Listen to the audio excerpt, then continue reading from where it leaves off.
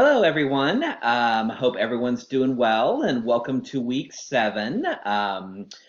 Been having some great conversations. I've really enjoyed some of the discussions that I've been reading on the discussion boards.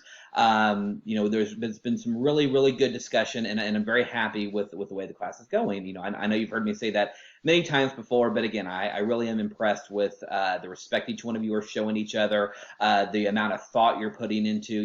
I won't lie. I've had when I've taught this class previously, I've had times on discussion boards where some people will put 1 or 2 word sentence answers, and it's hard for me to really understand their perspective and what they're thinking. So I've really appreciated the fact that everyone has really taken some time to have some good discussion. So, well, this week we're in week 7 or module 7, and we're going to be talking about whites and Caucasians. And I've gotten questions before, in a class on diversity, why are we talking about Caucasians? Why are we talking about, white people? And it's a very valid question. But, even within Caucasian individuals, there are many different ethnic groups, within Caucasian groups. And if you look at some of your module objectives for this week, we're going to be looking at the history of white ethnic groups in the U.S. We're going to be discussing differences in income by education levels between whites and other Caucasian groups.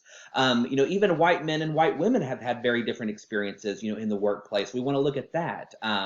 One additional topic that your book discusses when you read this week is on the concept of white privilege. And again, I know that's something a term you've probably heard, by watching TV or reading internet articles. And so again, that aspect of it, we want to at least address it and look at it. We're not going to get into an intense discussion about it because again, we want to focus on organizations for the purposes of this class. But again, it would be wrong not to at least mention it and discuss it as part of our discussion this week a little bit. So, additionally, I've actually had individuals ask me before, well, can white individuals be discriminated against? And absolutely they can.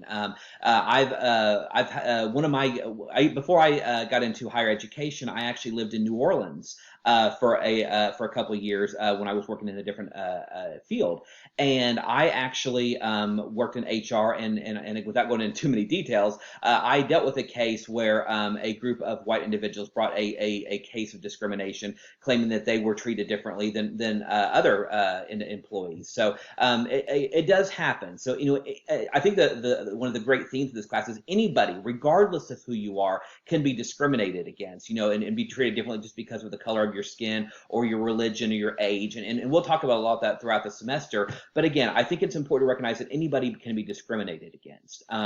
This week's video you're going to watch, it's called Do White Google Engineers Have a Case in Discrimination Lawsuit? And so this is a real case that occurred not too long ago. So when you watch the video this week, and our discussion forum is going to be about this, and I'm very curious to see your perspective on this.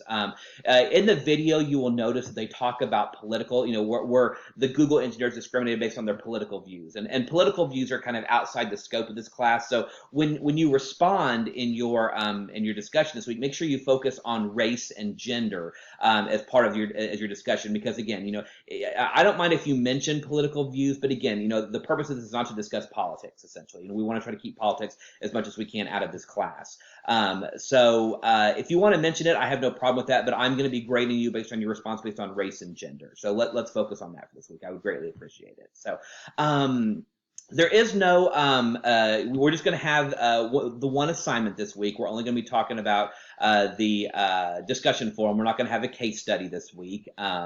So the several case studies that I've seen so far have been really good. I've been very impressed. So keep up the good work. So one additional point, if you're in the graduate section, paper number 2 is also going to be due this Sunday. So again, that's only if you're in the graduate section. If you're in the undergraduate section, 3626, you don't have to worry about this assignment. So as always, keep up the good work, everybody. Look forward to reading everything on the discussion board, and talk to you soon. Thanks, everyone.